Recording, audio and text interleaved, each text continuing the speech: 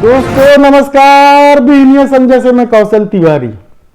गुजरात में हो रहे चुनाव पर पूरे देश का ध्यान जा पहुंचा है और ऐसी परिस्थिति में गुजरात क्या इस बार भाजपा के हाथ से निकल जाएगी? पिछले 27 सालों से जिस गुजरात पर भाजपा का कब्जा है और जिस गुजरात को लेकर, विकास को लेकर गुजरात मॉडल पेश की गई थी, उसकी सच्चाई तो मोरबी में हुए पुल हादसे ने सामने ला दिया है। तब क्या गुजरात को इस बार फिर हिंदुत्व की प्रयोगशाला के रूप में नए सिरे से गढ़ने का काम हो रहा है? क्या हिंदुत्व के आश्रय ही गुजरात को जीता जा सकता है? और पूरी दिल्ली की सत्ता जब गुजरात पर जा बैठी है, प्रधानमंत्री, गृह मंत्री सहित तमाम केंद्रीय मंत्री घर घर जाकर लोगों से वोट मांग रहे हैं, तब ऐसी परिस्थिति में राहुल गांधी की एंट्री क्या नया तूफान खड़ा करेगी? क्योंकि सवाल कई सारे हैं। राहुल गांधी गुजरात में जाकर क्या बोलेंगे, इसे लेकर भी कई तरह के सवाल उठ रहे हैं। कहा जा रहा है कि महाराष्ट्र में राहुल गांधी ने सावरकर का मुद्दा यूं ही नहीं उठाया है, चूंकि गुजरात में चुनाव है और गुजरात में सरदार वल्लभ भाई पटेल की धमक है, महात्मा गांधी की धमक है। और उस गुजरात में भले ही भाजपा 27 सालों से सत्ता में है, लेकिन वह वहां सावरकर का नाम सामने नहीं ला सकती, क्योंकि सावरकर को लेकर सरदार वल्लभ भाई पटेल ने जो विचार जाहिर किए हैं, उन्हें देश के लिए खतरनाक बताया है। और सावरकर ने जिस तरीके से रावण बनाकर सरदार वल्लभ भाई पटेल पर तीर कमान चलाया है, उस कार्टून ने भी गुजरात के लोगों में अच्छा खासा प्रभाव डाला है। ऐसे में यदि राहुल गांधी गुजरात जाकर सावरकर और उस रावण वाले कार्टून का जिक्र करते हैं, तो उसकी काट भाजपा के पास क्या होगी? क्या वह बैकफुट पर फिर से वापस चली जाएगी? सवाल कई हैं, क्योंकि पिछले चुनाव के नतीजे ने सब कुछ तितर बितर कर दिया है, भाजपा की चिंता बढ़ा दी है। यही नहीं, 2002 में जब वह 127 सीटें जीती थी, तब भी सौराष्ट्र ने उसका साथ नहीं दिया था। उसी सौराष्ट्र पर सबसे ज्यादा घमासान है। कहा जा रहा है कि वहां आम आदमी पार्टी ने भी पूरी ताकत लगा दी है। कांग्रेस का प्रभाव क्षेत्र तो वह है ही, भारतीय जनता पार्टी ने भी इस बार अपनी पूरी ताकत झोंक दी है।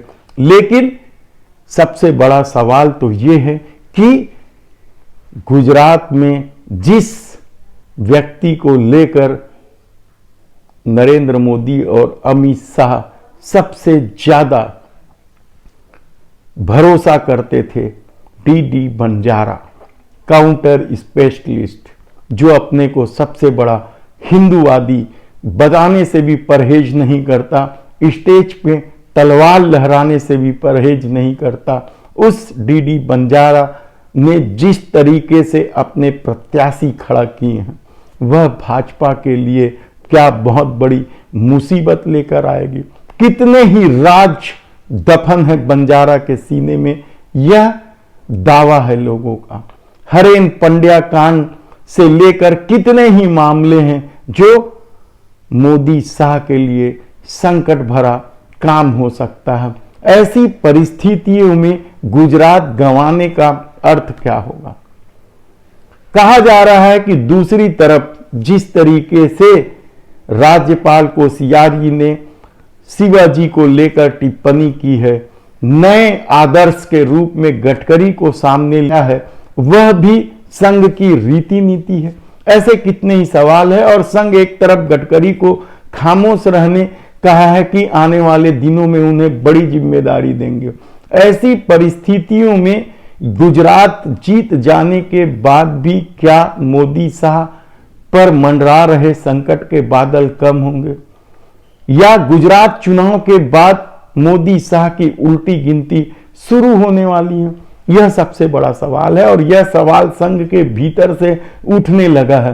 कहा जा रहा है कि मोदी सरकार सत्ता में आने के बाद जिस तरीके से संघ को किनारे किया है, संघ के सोशल इंजीनियरिंग को लेकर सवाल उठाए हैं और अपने हिसाब से संघ के अनुवांशिक संगठनों में अपने पदाधिकारी बैठाएं, अपनी मर्जी के पदाधिकारी बैठाएं, उसे लेकर भी संघ के भीतर ही भीतर बेहद असंतोष है।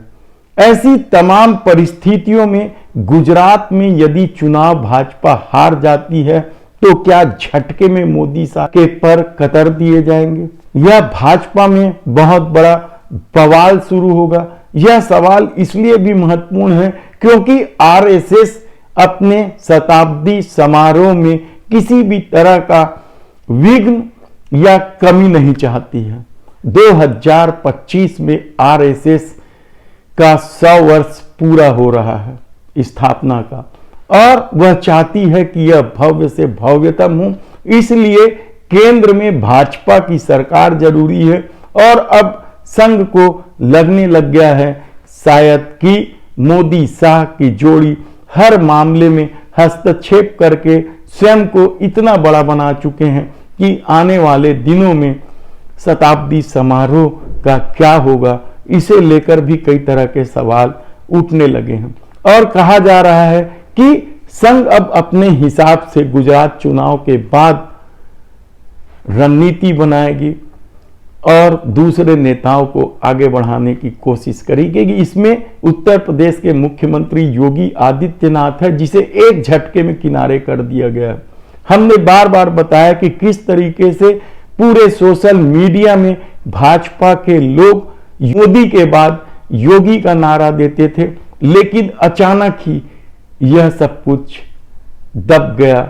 या यह सब किसके इशारे पर हुआ? अब क्यों मोदी के बाद योगी का नाम नहीं लिया जाता है? इसे लेकर भी संघ में चिंतन शुरू हो गया है।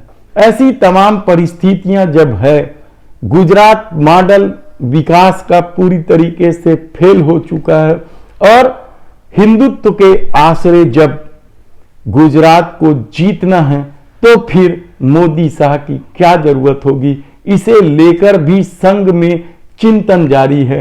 और ऐसी तमाम परिस्थितियां जब निर्मित हो गई है तो क्या आने वाले दिनों में मोदी शाह पर संघ कुछ कड़े कदम उठाएगा, नया फैसला लेगा, नई तरह की रणनीति बनाई जाएगी 2024 के लिए? देखना होगा। धन्यवाद।